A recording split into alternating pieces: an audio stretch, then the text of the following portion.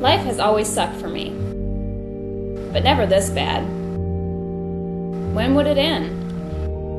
Knowing my luck, this was just the beginning. I was like any ordinary girl, dreaming about my wedding day, and more importantly, the man I would marry. 2 years and 6 months to the day, I found a face to put with that man. He was to be my Prince Charming. But unlike most fairy tales, this story didn't have such a happy ending. I guess I should start from the front. I was just out of school and living with Rob. He was so not good for me. All my friends tried to tell me, but I was in love. Rob promised big and delivered little. Looking back, now I'm glad he left. For a while I was heartbroken. Then, just when love walked out, it did a U-turn and came back to me.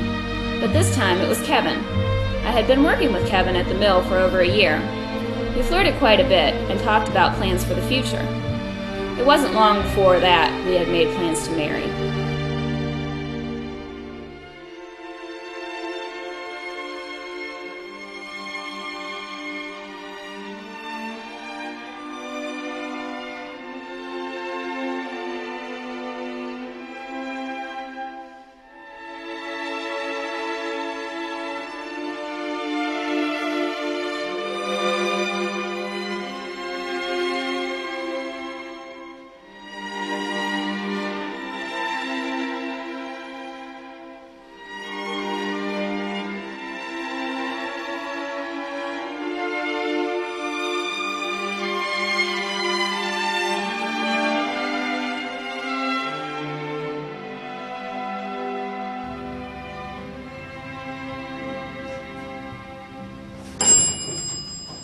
So the big day came.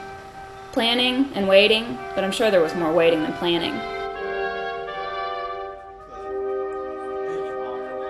My dad once told me that he never planned for anything because it gave life a look into your plans, and one way or another, it would get screwed up.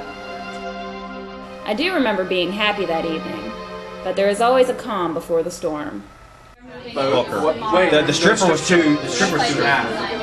I mean, it really was. I mean, let's cut to the chase. The stripper wanted too much money not to do anything. So the hooker would say, hey, I'll do all this and do this for less money. Yeah. It's a bargain deal. Hey, and when Kevin tries to deny it, Andrea. Yeah. Andrea 9, actually. Okay. That night at the rehearsal dinner, the catering company had some new guy working and he burnt all the food.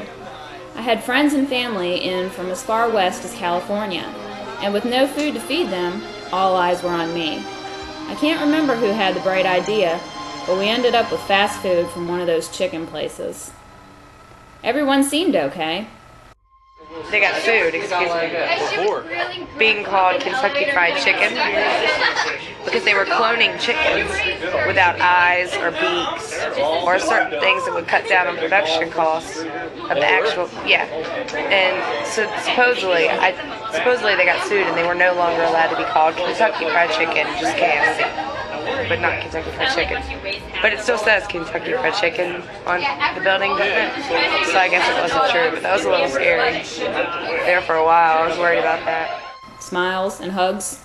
I was just wanting this to all be over, and for my Prince Charming to take me away.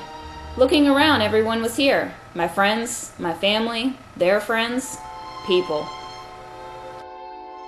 Looking back, what makes two people decide to enter into such a thing? Yes, I am looking forward to tomorrow, and I hope that Kevin is sober. Am I ready? Yeah, I'm ready. And I hope that Kevin is sober. Marriage. What did it mean? Could I do it?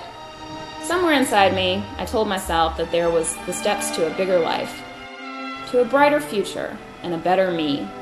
Boy, wasn't that a pile of shit. So the next day, I did it. I walked down the aisle, and I married Kevin. It's an old friend, never fails me. Always comes through. I can't say that I knew a lot about marriage, but I did have some expectations. One of which was to spend time with my husband. Funny how marriage changes people. Oh, I love Kevin, but this is where the fairy tale ends.